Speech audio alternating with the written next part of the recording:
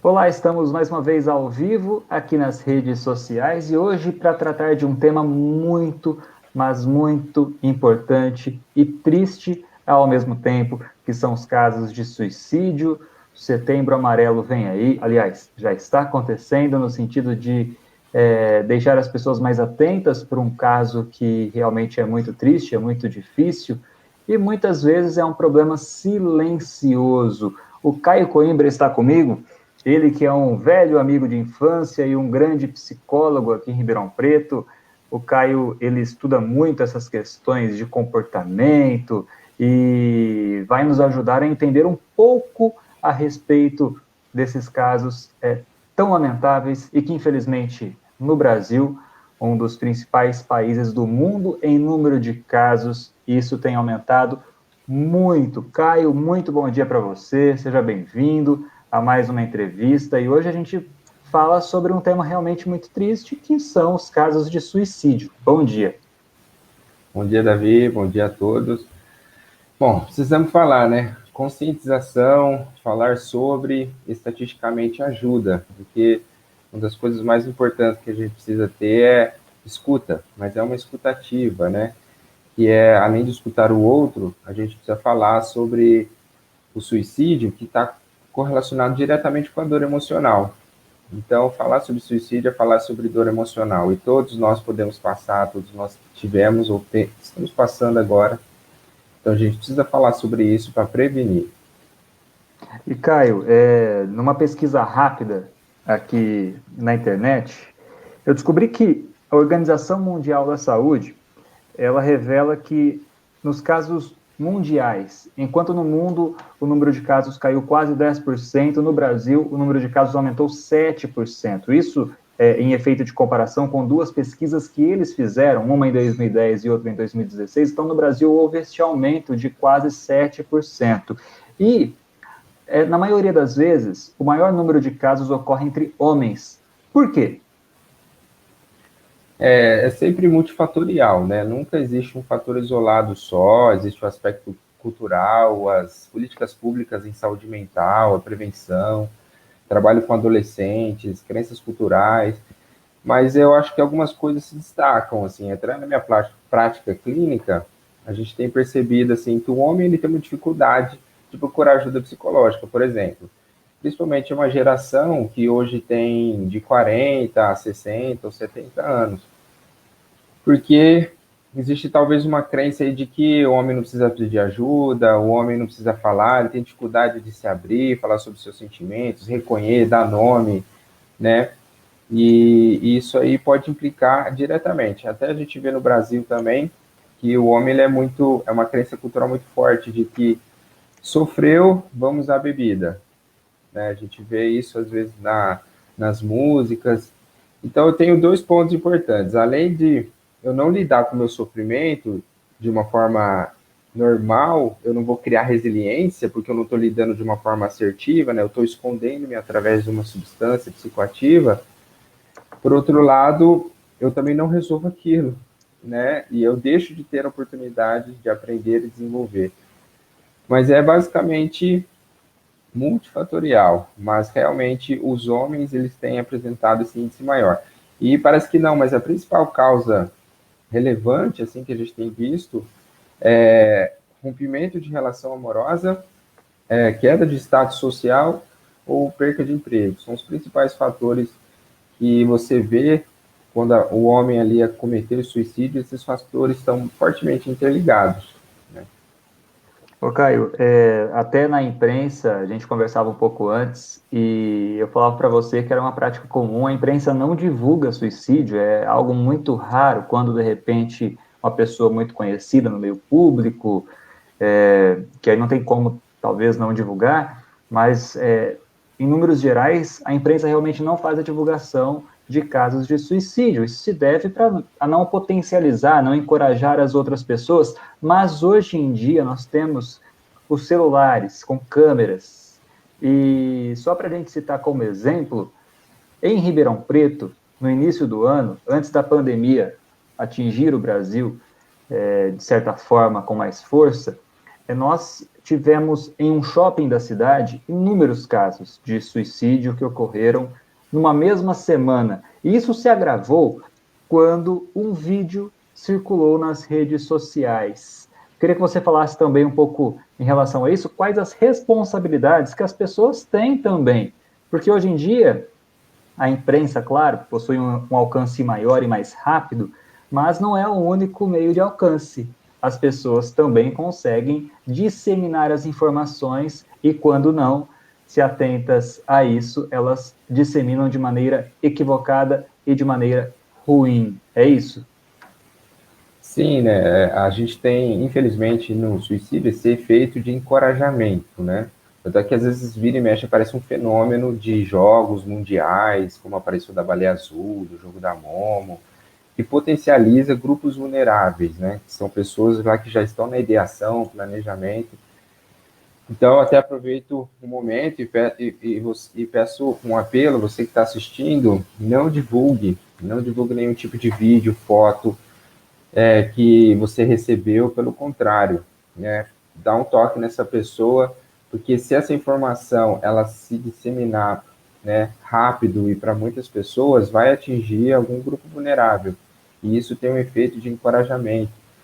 Então, nós precisamos pensar e repensar cada vez mais nosso papel como cidadão dentro da tecnologia, né? A tecnologia foi muito rápida, não deu tempo da gente ainda programar todos os maus e bens que a tecnologia faz, mas a gente já percebe isso. Então, eu acredito que até futuramente vai ter políticas públicas com relação a isso. Eu espero que alguns políticos ainda têm compromissos com a saúde, mas não pode divulgar, porque infelizmente encoraja pessoas vulneráveis. Caio, e o Brasil é o oitavo país do mundo em número de casos. Ele está atrás da Índia, que é a campeã, China, Estados Unidos, Rússia, Japão, Coreia do Sul e Paquistão. A maioria dos países da Ásia enfrentam esta pandemia também, que se chama suicídio. Mas o suicídio, antes de ser de fato executado, ele passa por algumas etapas. A pessoa primeiro pensa, depois a pessoa começa a amadurecer a ideia. E quais sinais que a pessoa geralmente dá e que a família, os amigos, o meio em que ela convive pode se atentar para ajudá-la a evitar este fim? Sim, na maioria dos casos é um processo, né? Lógico que existem as exceções, que primeiro é a dor emocional muito intensa, né? E ali, geralmente, ela é muito intensa, ou ela é leve, porém constante, né?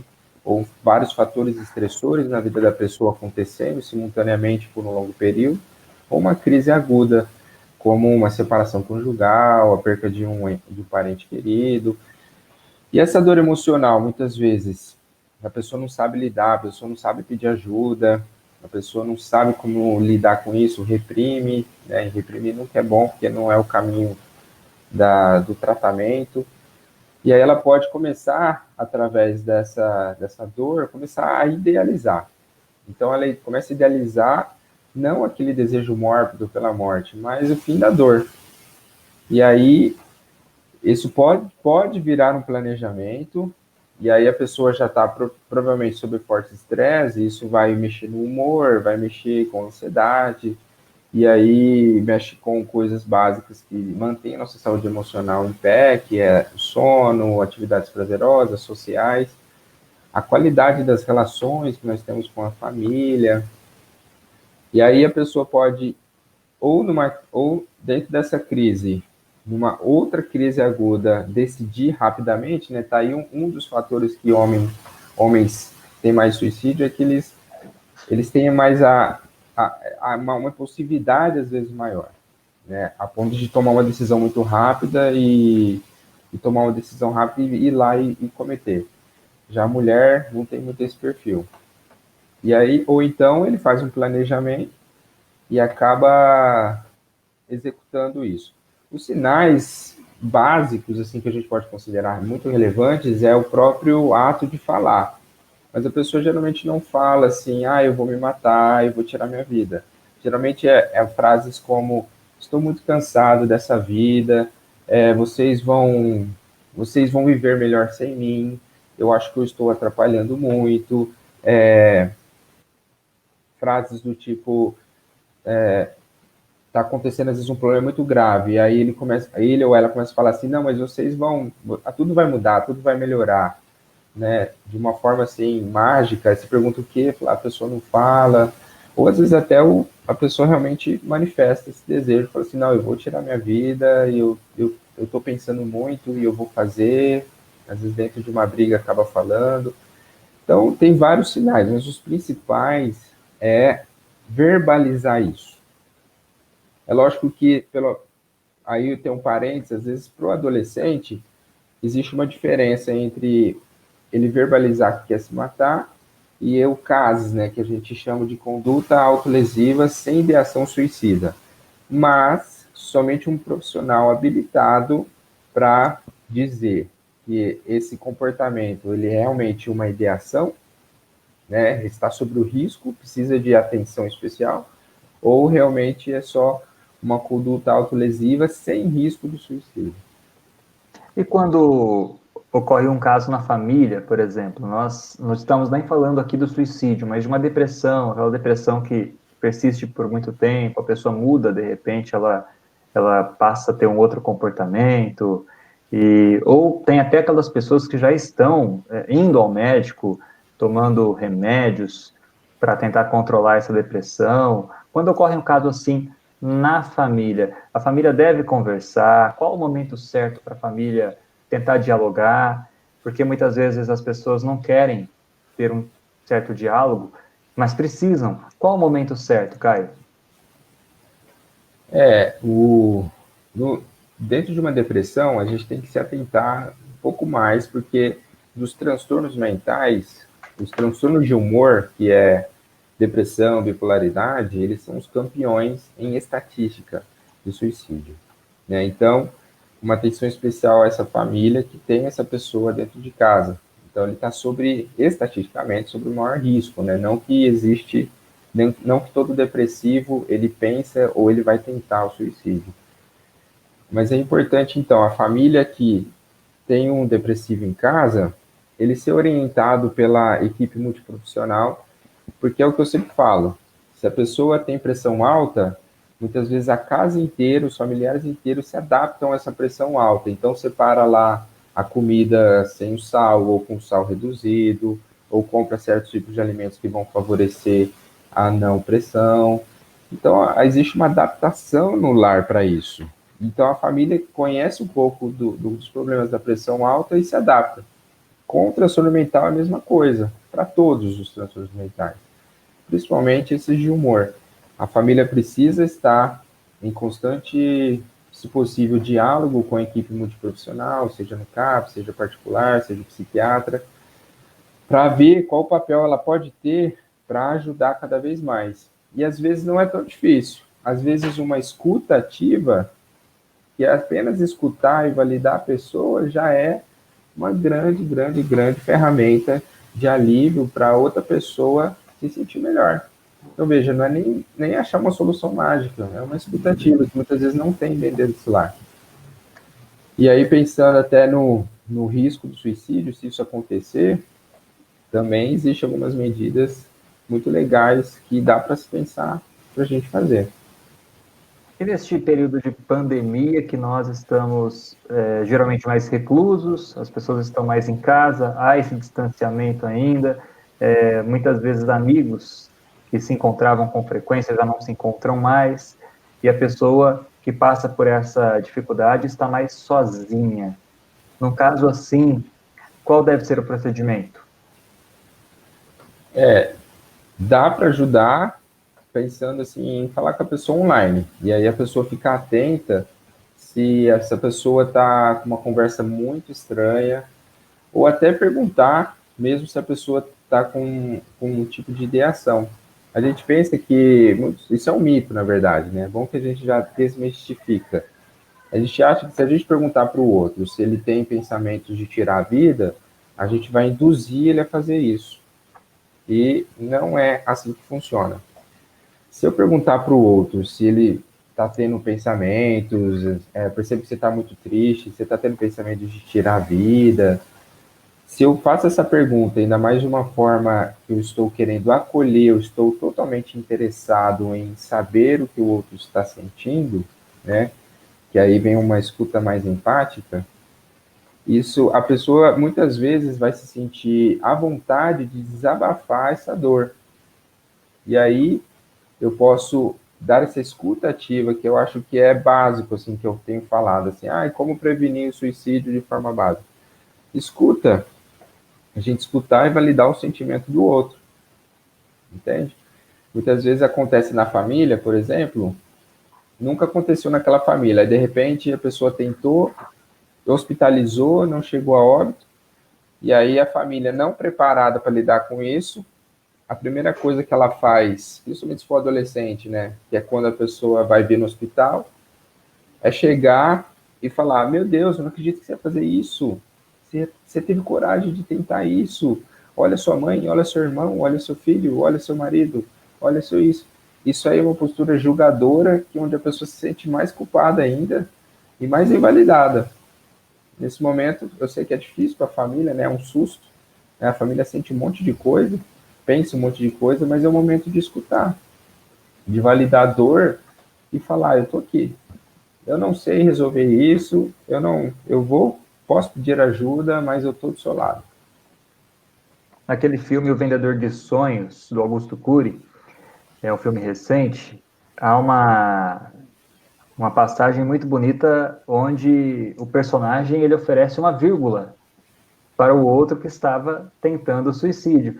É mais ou menos assim, acho que nosso papel, não no papel de especialistas, falando de mim especificamente, das pessoas que estão nos assistindo, você sim é especialista, mas nós não somos, nós podemos oferecer uma vírgula a essas pessoas que passam por isso, de modo a mostrar, peraí, você passou por uma dificuldade, nós sabemos que nós não queremos passar por isso, né, mas você tem uma vida toda pela frente, coloca uma vírgula, segue em frente.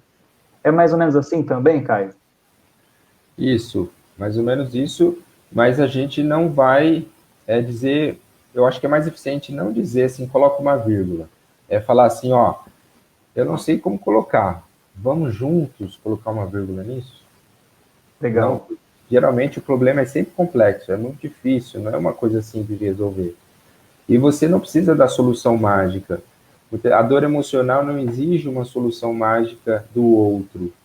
Muitas vezes o que a gente precisa, isso é uma necessidade emocional básica do ser humano, de todo ser humano, né, desde bebê até ficar idoso, é alguém que escute-nos, nos dê esse ambiente de escutativa, onde eu posso falar sem ser julgado e realmente validado do que eu estou sentindo.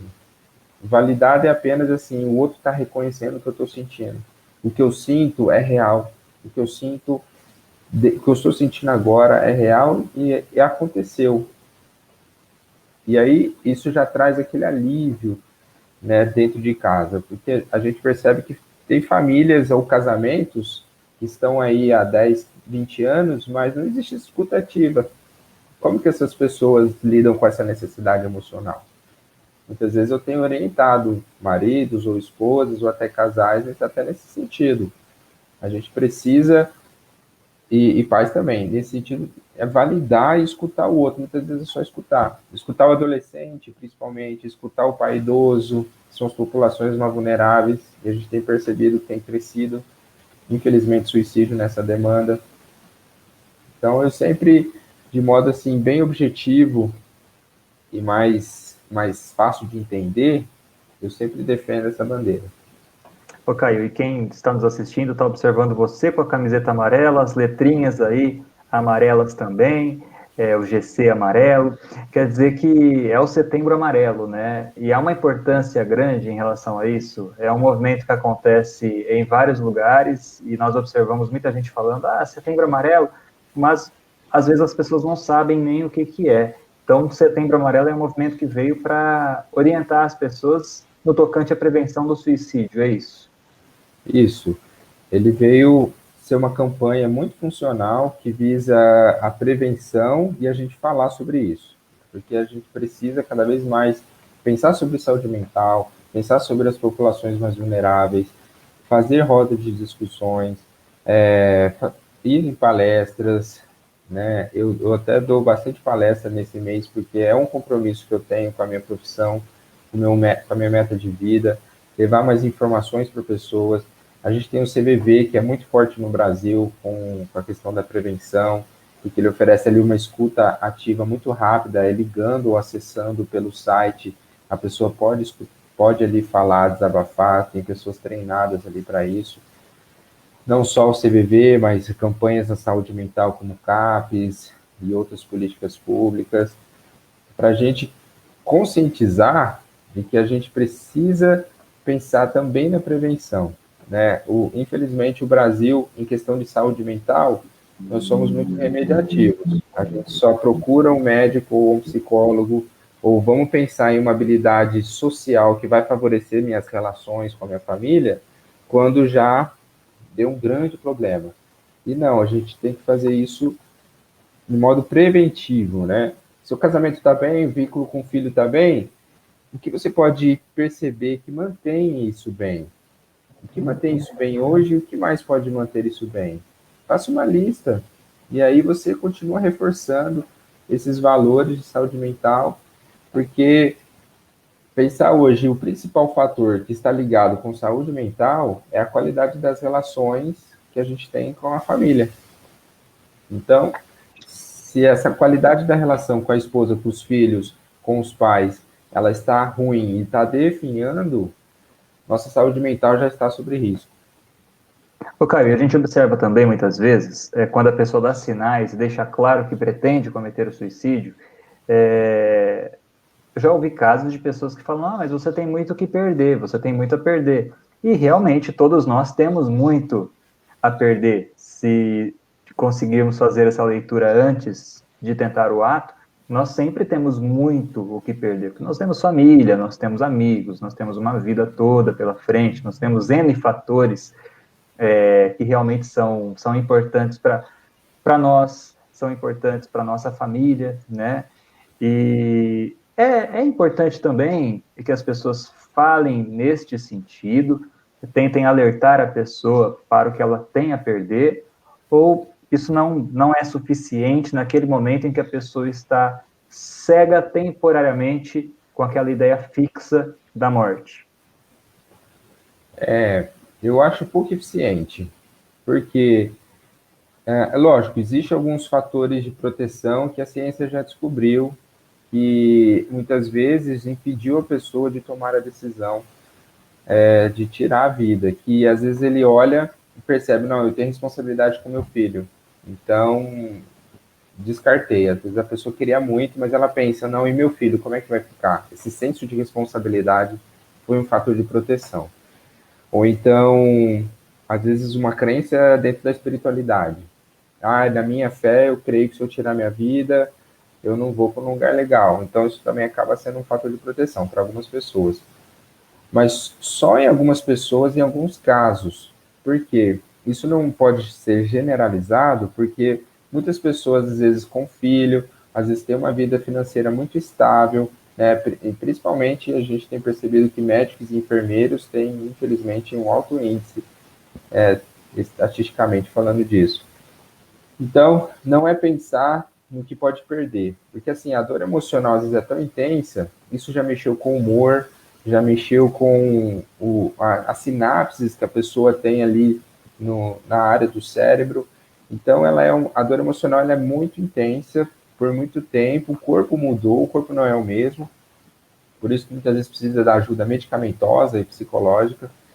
Então, só pensar nos fatores que vai perder é pouco eficiente, assim, no geral. Por quê? Porque a pessoa está com essa dor tão emocional, ela quer tanto tirar essa dor, ou essa culpa, enfim, que é muito mais eficiente alguém que valida e começa a me entender para eu começar a tentar ressignificar do que eu só pensar no que eu vou perder, entende? E aí muitas vezes vai precisar, dependendo do estágio grave ali do transtorno mental, vai precisar de uma equipe multiprofissional. Vai precisar da medicação, vai precisar de psicólogo, vai precisar de terapeuta ocupacional. Eu acredito sempre na abordagem multi, né? Às vezes a pessoa se inserir numa espiritualidade também. Enfim, a família, tudo isso. Você disse muito bem a respeito do CVV, né? Eu conheço de perto o trabalho deles. Em algumas reportagens, observei o quanto é um trabalho sério. Sempre há um voluntário ali de plantão, fica numa salinha fechada, sigiloso. As pessoas de fora não têm acesso àquela conversa entre a pessoa deprimida e o atendente. E os resultados que eles conseguem geralmente são incríveis, são resultados muito bons e eles evitam uma série de situações. Então, quando a família observa que alguém ali da família está realmente triste, enfim, demonstra sinais de que pode ser que tome essa decisão equivocada, ou de repente os amigos podem, a família pode, portanto, sugerir que a pessoa faça uma ligação para alguém do CVV e também procurar o CAPS, que você bem disse. Como é que funciona o trabalho do CAPS? Eu sei que é algo que a população tem acesso, é um trabalho público, né? E como é que funciona neste sentido? Porque nós estamos falando de duas realidades. Nós temos a realidade financeiramente boa, onde as pessoas conseguem pagar profissionais e aquelas pessoas que não conseguem, infelizmente. Essas também podem ser assistidas e existem políticas públicas para isso. Sim, aí a orientação é busque o CVV ali, talvez para ajudar numa questão mais do dia, mais aguda, talvez, e o CAPS também, porque o CAPS ele é o Centro de Atenção Psicossocial que é voltado para a saúde mental da população, e às vezes nem todos têm consciência. Então é procurar o CAPS mais próximo e dizer lá na triagem, no pré-atendimento, que não está bem, que precisa conversar, precisa de uma avaliação, precisa entender algumas coisas, e ali ele vai ser atendido, né? E aí ou encaminhado. Talvez possa encontrar alguma fila, dependendo do dia. Não sei como é que está a situação hoje com tem nível de tempo de atendimento, mas eu creio que é um serviço muito sério, muito compromissado. Eu conheço profissionais que trabalham no CAPES e eles fazem com muita paixão isso. Então é uma ajuda para conseguir isso. Lógico que também vale instituições. Tem muita instituição que tem contato com psicólogo para fazer uma triagem mínima ali para dar uma orientação básica. Tem grupos terapêuticos também, muitos psicólogos trabalham com essa vaga social de grupos terapêuticos. As ONGs também podem dar uma direção, assim, nesse autocuidado. Ok, para a gente fechar a nossa conversa, por que as pessoas devem dizer não ao suicídio? Bom, eu tenho certeza que eu vejo no meu trabalho pessoas que estavam muito mal, muito ruim, né, e conseguiram, de certa forma, ressignificar. Na verdade, é uma beleza do ser humano ele conseguir passar por certas dificuldades. Eu não estou dizendo que não há dor, não há sentimento que sentimos, pelo contrário, a gente precisa validar o que a gente está sentindo, a gente precisa procurar ajuda, a gente precisa nomear isso muitas vezes, entender que dor que é essa, de onde vem, mas isso não significa tirar a dor dessa forma súbita, porque há uma ressignificação, há uma elaboração disso, as pessoas podem ajudar, a ciência e os profissionais aí estudam isso cada vez mais, e eu já vi casos assim de extrema vulnerabilidade e risco, e hoje a pessoa se tratou, hoje a pessoa está bem, hoje a pessoa consegue voltou aquele brilho na vida, né? Aquela vontade de viver, aquela vontade de fazer as coisas. Então, eu digo que não ao suicídio, e sim ao tratamento, e sim à escuta, e sim ao contato com outro ser humano, onde a gente estende a mão, que todos nós temos esse movimento. Uma hora a gente está estendendo a mão, rindo com os que riem, chorando com os que chorando, uma hora a mão é estendida a nós. A gente precisa, então, aceitar também esse movimento de ajuda e de ajudar, e passar por essa fase tão difícil que levou a essa dor emocional. Caio, quais são os contatos para quem está nos assistindo, de repente tem interesse em procurá-lo? Quais são os seus contatos? Tem meu e-mail, que é caiobarata@gmail.com, e também o WhatsApp, DDD 16 98809 1289. Repete, 16. 98809 1289. 1289. E então, quem estiver passando por alguma situação assim, quiser fazer contato com o Caio, o telefone está na tela.